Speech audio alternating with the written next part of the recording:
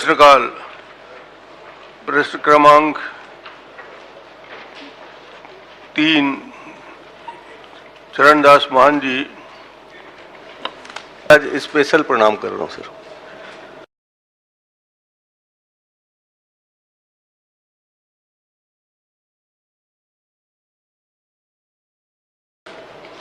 आपकी कृपा से नहीं, पहले आपको स्पष्ट करना पड़ेगा प्रणाम क्या होता है, स्पेशल प्रणाम क्या होता है, और स्पेशल प्रणाम किन कारणों से कर रहे हैं। कर रहा हूं, बता रहा हूं। प्रश्नकाल चल रहा है, इसलिए आपको उसको साबित करना पड़ेगा।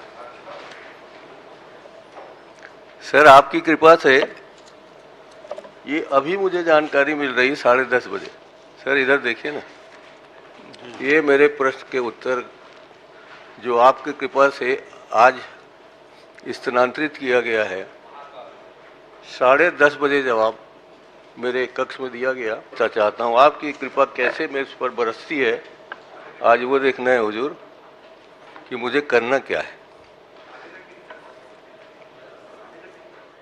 अध्यक्ष महोदय, प्रश्नकाल में चूंकि व्यवस्था का प्रश्न होता नहीं है, लेकिन विधानसभा की दृष्टि से देखा जाए यदि, तो विधानसभा के अंदर में यदि जानकारी किसी भी माननीय सदस्य को दी जाती है तो ये विधानसभा की दृष्टि से उचित नहीं है, चाहे किसी भी पक्ष के द्वारा दी जाए। और इसलिए व्यवस्था तो आप देंगे इसमें, लेकिन जो माननीय नेता प्रतिपक्ष जी ने कहा है वो सही कहा है। विधानसभा के लिए उचित नहीं है ये। विधानसभा आपने 1 हफ्ता पहले निर्देश दिया था इस बात का। आज मुख्यमंत्री जी द्वारा उनके विभाग के प्रश्नोत्तर हेतु श्याम बिहारी जायसवाल मंत्री को अधिकृत किया है। मैं व्यवस्था देता हूँ बैठने।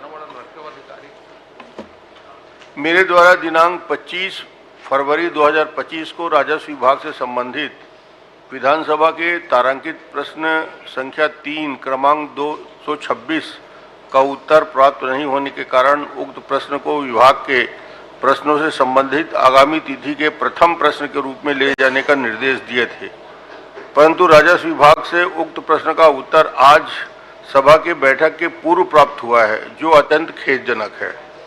मैं संसदीय कार्य मंत्री सभी विभागों को सूचित करे कि शासन के समस्त विभाग विधानसभा के संबंधित प्रश्नों के उत्तर सर्वोच्च प्राथमिकता पर छत्तीसगढ़ विधानसभा प्रक्रिया एवं कार्य संचालन नियम 46(1) के अपेक्षानुसार निर्धारित समय पर देना सुनिश्चित करें। अब यदि आप चाहते हैं कोई प्रश्न करना तो इसको आगे बढ़ाया जाए, नहीं फिर उसकी अलग व्यवस्था दूंगा। सर इसको तो मैं देख ही नहीं पाया हूँ ना, इतने सारे पेज हैं। आप कम से कम 1 हफ्ते का और समय दे दीजिए, जो भी इनका अगले हफ्ते के प्रथम प्रश्न का जो अवसर मिलेगा, या तो इसमें हमें आधा घंटे की चर्चा दे दीजिए। अगले सप्ताह फर्स्ट पहले प्रश्न के रूप में ले लिया जाएगा, ठीक, ताकि आपको पर्याप्त समय मिले। उसके पहले मैं आपसे निवेदन कर रहा हूँ। अब इस पे नहीं होगा फिर। नहीं, इस पे नहीं बोल रहा हूँ। मेरे उत्तर आने के पहले विभाग द्वारा अखबार को चला जाता है कि इसको सस्पेंड कर दिए, इसकी जांच कर दिए, तो इस तरह से बातें ना हो कि वो अगले प्रश्न में जब आएगा तो आप उठा लें। श्रीमती संगीता सिन्हा क्रमांक 1। नहीं, अगले हफ्ते कर लेंगे इसको। माननीय अध्यक्ष महोदय जी, मैं आज बहुत खुश थी कि आज मुख्यमंत्री जी से मेरा क्वेश्चन है तो उत्तर मिलेगा करके मुख्यमंत्री जी से। आपको पूरा उत्तर मिलेगा जी। मेरे देने से खुशी नहीं हो रहा है क्या? आदरणीय अध्यक्ष महोदय जी, आदरणीय अध्यक्ष महोदय जी, मेरा प्रश्न था माननीय मुख्यमंत्री जी से कि, और मुख्यमंत्री जी ने उत्तर में दिया है कि 2021-22 से 2024-25 यानी लगभग 4 वर्षों तक बालोद जिले में किसी मछुआ समिति को केज आवंटित नहीं किया गया है। तो मेरा माननीय मुख्यमंत्री जी से एक प्रश्न है अध्यक्ष महोदय जी, वर्ष 2021-22 से 2025 तक बालोद जिले में कुल कितने केज कल्चर स्वीकृति प्रदान किया गया है, और केज कल्चर स्वीकृति हेतु किन किन प्राथमिकता दिए जाने का प्रावधान है? माननीय अध्यक्ष महोदय, बालोद जिला में सन 2021-22 से लेकर 31 जनवरी 2025 तक 39 केज कल्चर हेतु किए गए हैं, और जिसमें 92 आवेदन प्राप्त हुए थे और 53 अभी लंबित हैं, उन पर अभी प्रक्रिया चल रही है। आदरणीय अध्यक्ष महोदय जी, केजो के भौतिक सत्यापन किनके द्वारा किया जाता है और इसमें क्या सब्सिडी जारी करने के लिए भौतिक सत्यापन किया जाना अनिवार्य है? जी हाँ, स्वीकृति अनुदान देने से पहले भौतिक सत्यापन किया जाता है। इसको समय समय पर जो मछुआ निरीक्षक हैं या उप संचालक स्तर के अधिकारी हैं, उनके द्वारा निरीक्षण किया जाता है। और अभी तक इन 2021-22 से अभी तक माननीय 31 जनवरी तक माननीय अध्यक्ष महोदय 7,74,00,000 रुपए अनुदान दिया गया है। आदरणीय अध्यक्ष महोदय जी, मैं जानना चाहती हूँ आदरणीय महोदय जी से कि क्या जिले में पूर्व वर्षों में बिना सत्यापन के कोई अनुदान राशि जारी किया गया है? ये मामला आया है क्या?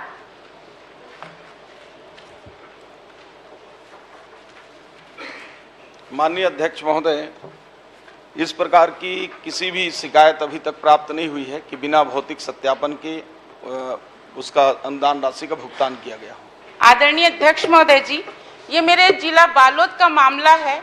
पूर्व में जो अधिकारी है वो अपने रिश्तेदार और अपने पत्नी के नाम पे केज कल्चर का राशि लिया है अध्यक्ष महोदय जी, और साथ में बिना भौतिक सत्यापन किए जो सब्सिडी जारी कर दिए, आवंटन कर दिए।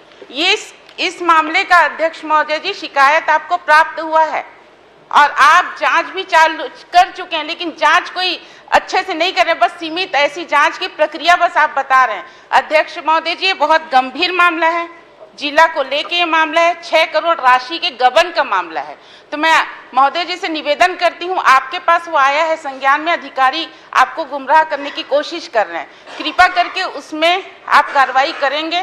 क्या उस अधिकारी जो अपने पूरे परिवार के नाम पे केज कल्चर का वो किए हैं, आवंटन किए हैं और राशि भी निकाल लिया गया है अध्यक्ष महोदय जी बिना भौतिक सत्यापन पे, तो क्या उस अधिकारी पे उचित कार्रवाई करेंगे एफआईआर दर्ज करके? जो गबन की राशि है वो गबन की राशि क्या उनसे निकलवाएंगे? माननीय अध्यक्ष महोदय, माननीय सदस्य ने जो शिकायत की बात कही है वो शिकायत सही है और उस समय के तत्कालीन सहायक संचालक मछली पालन ने अपनी पत्नी के नाम से 19,20,000 रुपये का सब्सिडी जो है आहरित किया है। चूँकि अब वो सेवानिवृत्त हो चुके हैं, लेकिन शासन के नियमानुसार निर्देशक संचालनालय द्वारा सेवानिवृत्त तत्कालीन सहायक संचालक मछली पालन के विरुद्ध आरोप पत्र जारी हो गए हैं। ये 3 मार्च 2025 को माननीय अध्यक्ष महोदय जारी किया जा चुका है और इसमें जो भी नियमानुसार कार्यवाही बनेगा निश्चित रूप से उस पर जांच होगी और कार्यवाही भी होगी। माननीय अध्यक्ष महोदय जी, मेरा जी, ये बहुत गंभीर मामला है, इसको सिर्फ जांच कर देने ये बोलने से उचित नहीं है अध्यक्ष महोदय जी। ये 6 करोड़ का मामला है, जो लोगों को, जनता को प्राप्त होना चाहिए, उनके अधिकार का उल्लंघन हुआ अध्यक्ष महोदय जी। ये अधिकारी अगर खुद ही काम करने लगे, अपने रिश्तेदार, अपनी पत्नियों को काम दिलाने लगे, तो जनता का क्या होगा? आदरणीय अध्यक्ष महोदय जी, पत्नियों को मतलब उस अधिकारी पत्नी उस अधिकारी कई पत्नी है क्या? पत्नी। आदरणीय अध्यक्ष महोदय जी, मैं अभी महोदय जी से यहाँ घोषणा करवाना चाह रही हूँ कि इसमें तुरंत कार्रवाई एफआईआर दर्ज किया जाए और जो शासकीय राशि है, गबन हुआ है, उसको आप वसूली करें। माननीय अध्यक्ष महोदय, वैसे तो इसमें शिकायतकर्ता कुंवर सिंह निषाद जी ने शिकायत भी किया था और चूंकि इसमें सिर्फ इतना ही है कि जो सिविल सेवा आचरण अधिनियम 1965 के धारा 316 के तहत उसमें कोई शासकीय व्यक्ति अपने शासकीय पद पर रहते हुए अपने परिवार के नाम से लाभ नहीं ले सकता। उस नियम के तहत उस पर जांच भी चल रहा है और मैंने बताया कि उसके विरुद्ध आरोप पत्र दाखिल किया जा चुका है और मामला 19,20,000 का। माननीय अध्यक्ष महोदय, 6 करोड़ का। आदरणीय अध्यक्ष महोदय जी, मेरे पास पूरा आदरणीय जी आपको जवाब आ गया। कुंवर अध्यक्ष जी, एक मिनट, आप क्वेश्चन को पढ़े होंगे, उनकी मंशा आप समझ रहे हैं। वो किसी एक मामले में जांच चाहते हैं। 3 बार आप उठे, अरे उसी को एक बार में आप बता दो ना भाई कि वो अधिकारी गड़बड़ किया है, जांच करा रहे हैं और उसमें कार्रवाई करेंगे। यही बताइए ना, कितने दिन से जांच चल रही है और क्यों कार्रवाई नहीं हुई?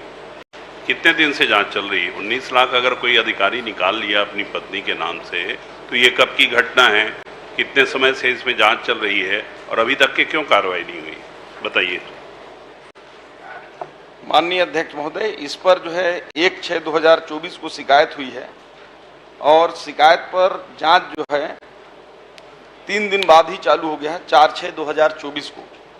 और उस पर जो जांचकर्ता अधिकारी जो उप संचालक मछली पालन जिला रायपुर के द्वारा जांच भी किया गया और जांच की प्रतिवेदन 24/7/2024 को पेश भी कर दिया गया है माननीय अध्यक्ष महोदय। और इतना जल्दी से ये सब हो रहा है क्योंकि ये शासकीय प्रक्रिया होते हैं, किसी के ऊपर ऐसे FIR भी नहीं किया जा सकता है। और आदरणीय अध्यक्ष महोदय जी, बिना सत्यापन के 19 से लेके 24 और उसके बाद आप बोल रहे हैं जल्दी। 19 में आप बता रहे हैं कंप्लेंट दर्ज हुआ और 24 तक के आपके पास रिपोर्ट नहीं आई है। उसको रिटायर होने का मौका दिया गया। क्या है अध्यक्ष महोदय? और फिर 19 से 24 के मामले में आपको तो कोई तकलीफ होनी नहीं चाहिए ना। 19 से 24 का मामला है, सख्त कार्रवाई करना चाहिए, थोड़ा घोड़ा दौड़ाना चाहिए तेज।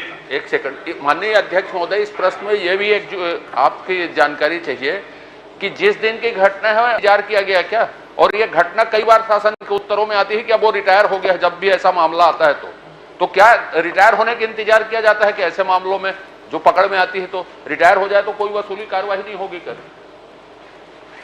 माननीय अध्यक्ष महोदय, मामला पिछले सरकार का था, हमारी सरकार होती तो जांच। आदरणीय अध्यक्ष महोदय जी, आदरणीय अध्यक्ष महोदय जी, मैं इसमें ऑब्जेक्शन नहीं दूं। मामला किसी भी शासनकाल का हो। 1/24 को शिकायत मिलता है, उसके 2 दिन बाद 4 को हम जांच चालू कर देते हैं।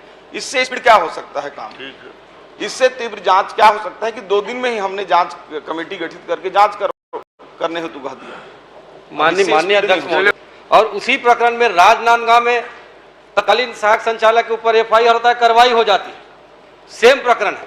लेकिन हमारे जिला में जब यही बातें आती हैं और वो 8 महीना 9 महीना ये 10वां महीना जारी है, उसके बाद भी कोई कार्रवाई नहीं होती, न उसके ऊपर कोई FIR होता है। और जो अपने परिवार के नाम से 192 केज कल्चर को, प्रधानमंत्री मत्स्य संपदा योजना का जो है 192 केज कल्चर को अपने परिवार 72 108 मनीष बंजारे के नाम से और 148 विद्या बंजारे के नाम से, ऐसे करके वो पूरे अपने परिवार के नाम से केज कल्चर को स्थापित करवाता है। और लगभग 3,45,60,000 रुपए की सब्सिडी वो तत्कालीन सहायक संचालक RK बंजारे, मैं सीधा नाम भी लेता हूँ, भौतिक जो अपने परिवार के नाम से देता हूँ, उसके बाद भी उस पर कार्रवाई नहीं हो रही। मैं समझता हूँ माननीय अध्यक्ष महोदय, इस पर कड़ी से कड़ी कार्रवाई होनी चाहिए और पूरी वसूलना चाहिए उससे राशि जिन्होंने हमारे जैसे मछुआरे समाज के समिति को आज वो रोजी पे रखा है, काम पे रखा है और आज केवल उसका नाम है और सारा संचालन उनके परिवार के द्वारा हो रहा है। माननीय अध्यक्ष महोदय, इसमें मैं आपसे संज्ञान लेता हूँ और इसमें कड़ी से